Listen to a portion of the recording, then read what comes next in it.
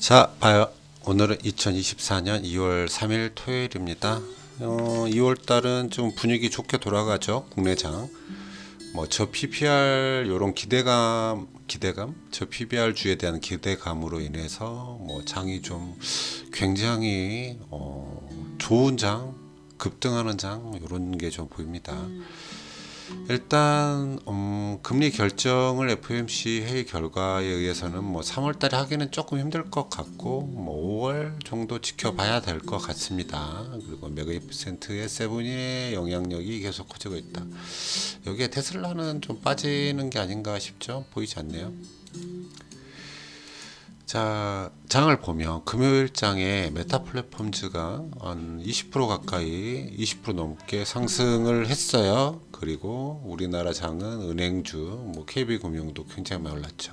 일단 자동차주, 현대차를 들고 왔지만 자동차들도 다 좋다. 기아는 굉장히 더 세죠, 현대차보다. 자, 삼성전자의 포지션도 21선 반등을 꾀하고 있고 조금 더 나아지려는 모습을 보여주고 있기 때문에 좋아 보이는데 이런 좋은 이런 다른 주식들이 묻혀 있는 것 같긴 합니다. 아무튼 삼성전자 잘 가길 바래요.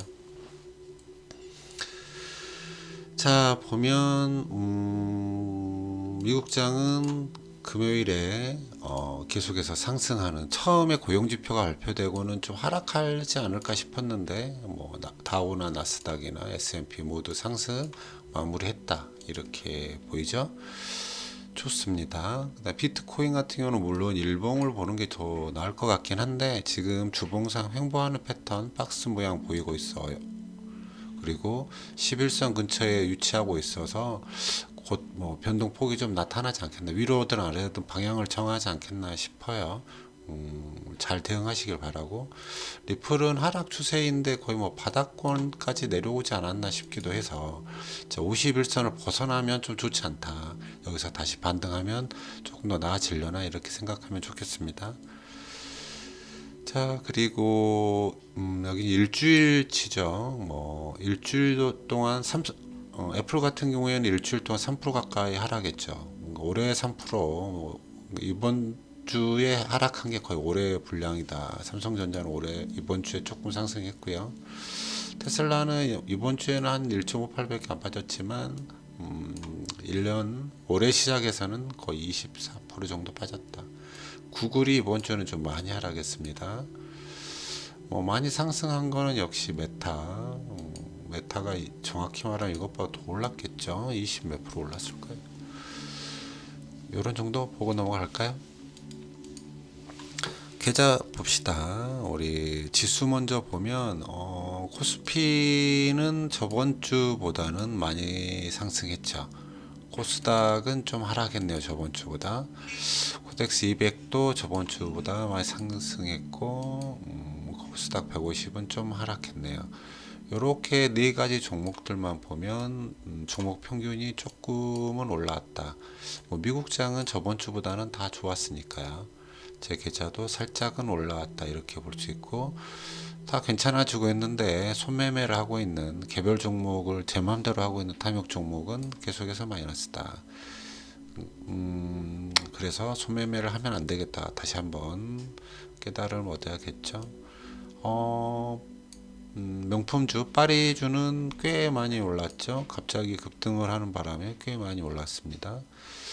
그리고 BA 공격형을 보면 저번 주랑 똑같죠. 주식은 해도 좋은데 조금은 조심을 하는 게 좋을 수 있다. 이런 정도 보여주는 것 같습니다. 코스피 주봉. 코스피 주봉은 이번 주에 굉장히 큰 상승을 보였죠. 땅땅땅 내려와서 21선을 찍고 쭉 상승하는 모습이라 다음 주에도 기대를 해봄직하다. 코스닥은 아래 꼬리를 달고 상승을 하긴 했지만 아직 반등 51선 위에 올라가질 못했기 때문에 조금은 조심해야겠죠. 전체적인 시장 분위기를 보면 코스닥도 다음 주에 괜찮지 않을까 생각하지만 어찌 됐든 차트 모양상은 조금 조심해야 되는 구간에 있다. S&P 500이나 나스닥은 5일선 위에 11선 위에 거의 상단 근처에 머무르고 있기 때문에 힘이 굉장히 좋다. 언젠가 조정받겠지만 뭐 그때 가서 생각할 일이고 지금은 굉장히 상승할 거라고 보는 게 맞다. 금 현물은 살짝은 또 올랐죠. 뭐 금요일날 약간 정체가 돼버렸긴 하지만 금 자체는 올라가지 않을까. 저는 개인적으로 그렇게 생각한다고 여러 번 말씀드렸습니다. 자, 환율 같은 경우에도 달러 인덱스가 계속해서 상승을 하고 있어요. 이게 금리 인하가 늦춰지면 늦춰질수록 달러 인덱스가 달러 가치가 조금 더 인정을 받나 싶죠. 정체가 걸리고 하락이 돼야 환율도 좀 영향을 받을 것 같은데 환율은 이 정도쯤에서 행보하다가 내려왔으면 좋겠네요. 지켜봐야죠 뭐.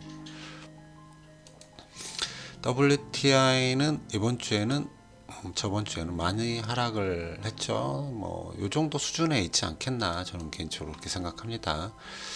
이 국채 금요일장에 조금 상승을 했지만 하락하는 모양을 띌 수밖에 없겠죠. 정체 하락 이렇게 보고 있는 게 맞겠습니다.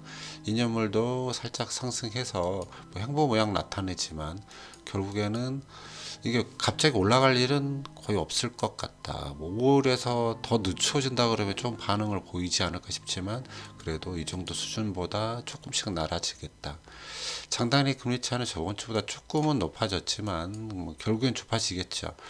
거의 2년 다 되어 가는데 장단기 금리차가 어떤 경기 침체 리세션을 가져온다라는 이러한 이야기가 이제 조금씩 목소리가 적어지지 않나 이렇게 보입니다. 자, PMI도 이번 달에도 잘 나왔어요. 예측이 47.2인데 실제가 49.1. 그러면 급하게 금리 인하를 해야 될 이유가 별로 없어지는 게 되겠죠. 고용도 예측이 187K인데 지금 353K. 물론 계속 매달 큰 폭으로 조정이 걸리기는 합니다만 그래도 높죠. 뭐 이거를 뭐 뜯어보고 뭐 좋은 쪽으로 해석하고 이러시는 분위기도 좀 나타났기 때문에 어떤 시장이 상승하게 됐지만 어찌됐든 고용이 좋아요. 실업률도 예측치보다 낮게 나와서 경기가 좋다.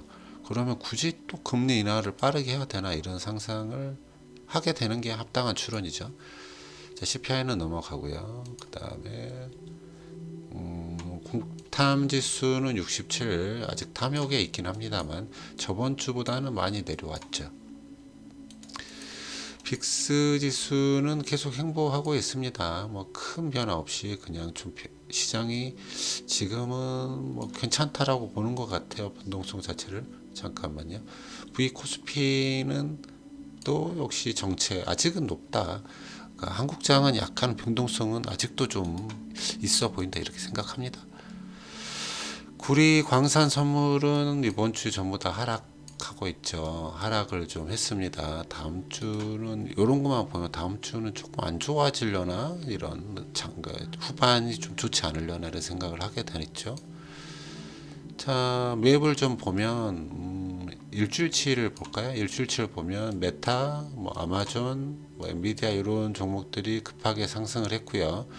구글이 많이 빠졌고 애플도 꽤 많이 빠진 걸 볼 수 있습니다. 여기 뭐 퀄컴도 좀 보이고 이런데 이런 것들 보시면 될 것 같아요. 그래요? 여기까지 할까요?